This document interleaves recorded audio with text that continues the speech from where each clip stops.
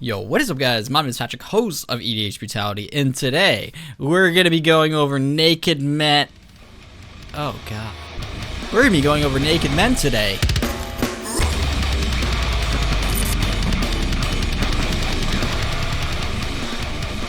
Welcome back folks, welcome back to the channel. Thank you for dropping by and your ongoing support. My name is Patrick, host of the EDH Brutality YouTube page, in which I upload Magic the Gathering content and analysis every Sunday. Before we jump right into today's video, a quick and special thanks to patrons like you for making videos like this possible. Speaking of which, why? Just why did you have to make me make a video like this? Yes, I have won the YouTube view counts, but at what cost? So please, no more requests. As it is, this week we are covering male nudity within Magic the Gathering. Next week, unfortunately, we did hit that like threshold, so we will be covering furries. It's just gonna be a long and cringy 2 weeks for me.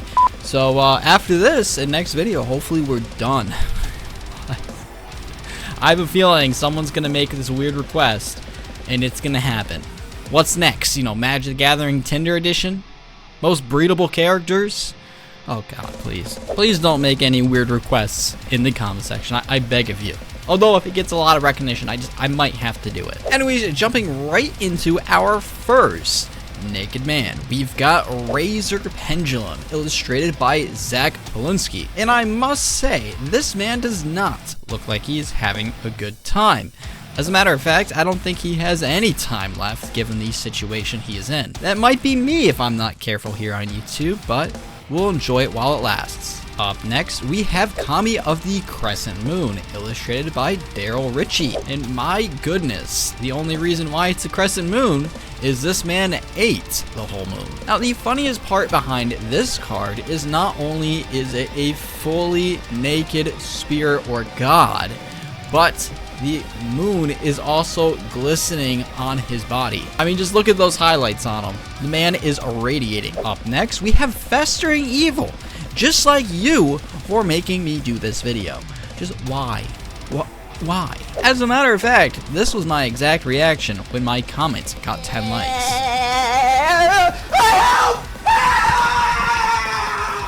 I mean, let's be real here. Some of you, oh my gosh, some of you are sick. I don't know what a thug shaker is, but it inclined me to Google. And well, this is what I found. I don't think I'm gonna sleep tonight now, so thank you. Our fourth include has cave people.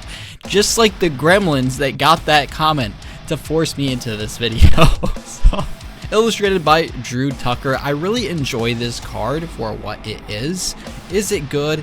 No, it's not. But we're not talking about the mechanics, we're talking about the artwork here. It gives you just enough detail to draw your attention and to formulate an image in your head. I do miss older Magic the Gathering artwork such as this, because in most cases, less is more. Just like the clothes these individuals are wearing in this video. I mean, just take a look at Dryad of the Ilysian Grove, illustrated by Scott Murphy.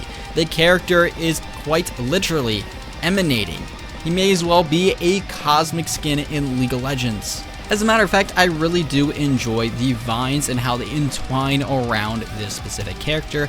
I do, however, wish that it was a bit more masculine. Not saying there's anything wrong with this character, but for instance, I don't believe the face completely matches the rest of the body. Speaking of bodies, where the hell is this dude? We've got remove soul, more like a remove skin. This dude is so naked, he's going skinless into the afterlife. I don't know what Brian was cooking up here, but thank God for the cropping. Because we were this close to seeing this man's junk, or at least what's left of it. I don't know though, maybe he chewed some 5-gum, he does seem pretty elevated here. I do, however, love the colors.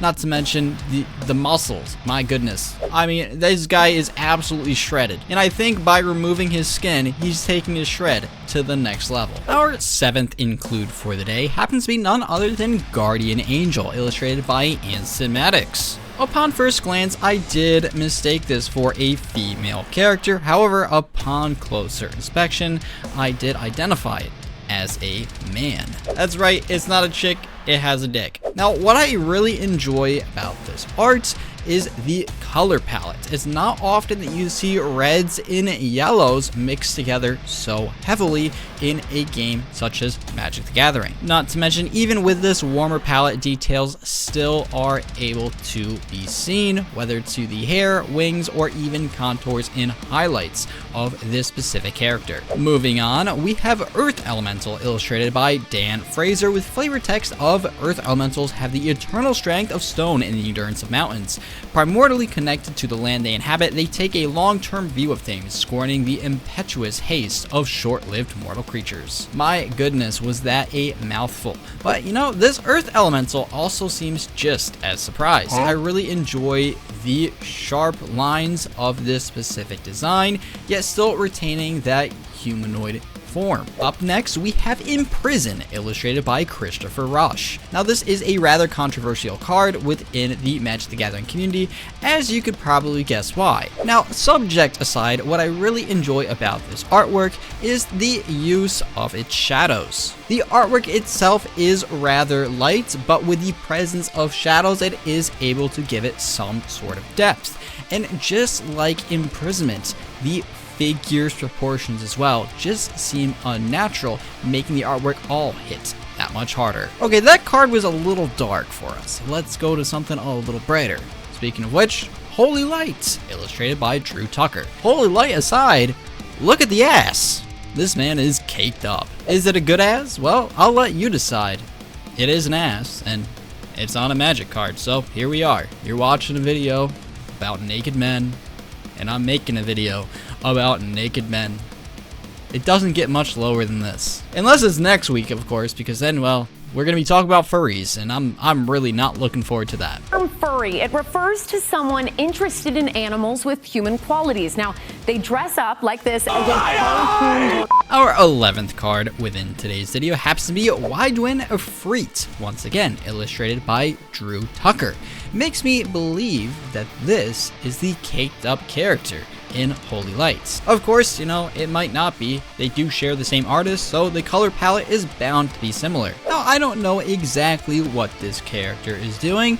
Is he holding his head in despair, or is he just fixing his hair? We may never know.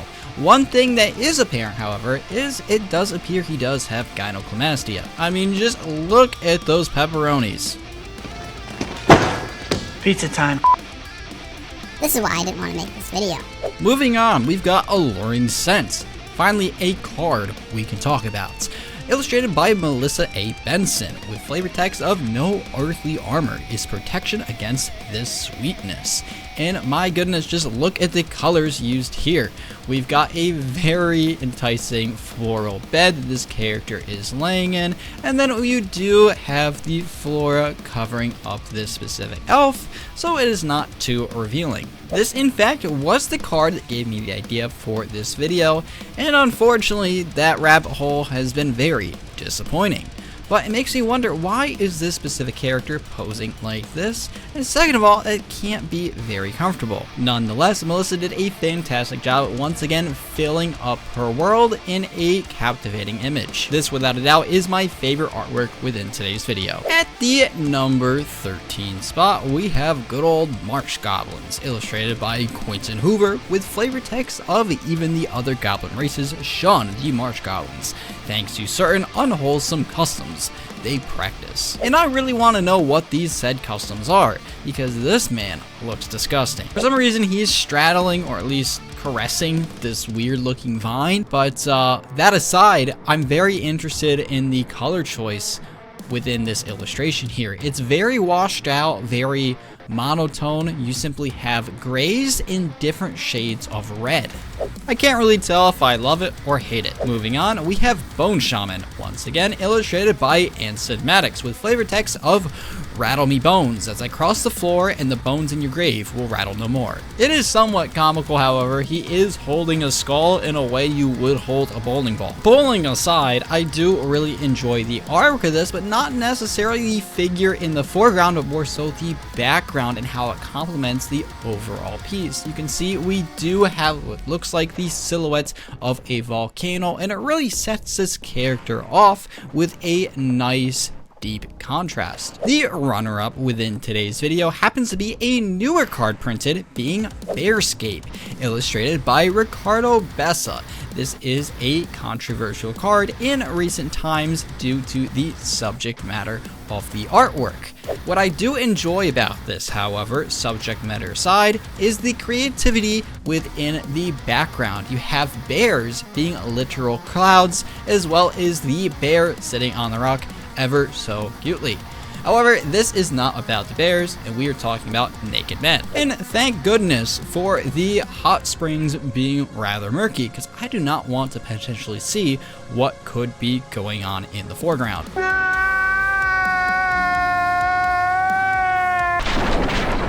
And how this got accepted within the Magic PR team, well, I'm not exactly sure, but it did. Will everyone agree with this card? Absolutely not. And that is okay. Overall, I think it is a pretty interesting card, and rather bold at that. One thing I just don't appreciate, however, is the inclusivity that Magic puts out when just, frankly, seems like a cash grab for them. Wouldn't be the first time a company did such a thing, and it won't be the last. Finally, at the number 1 spot, we have Stonecoil Serpent. This is a printing from Secret Lair, and as a matter of fact, it is one that players called Magic the Gathering out on for including full frontal male nudity. Prior to its printing, Bearscape, of course, went down as the number 1 spot, but since Stonecoil Serpent does take the cake. If we draw our attention to the center of the piece, in the background, you can see a male figure being impaled.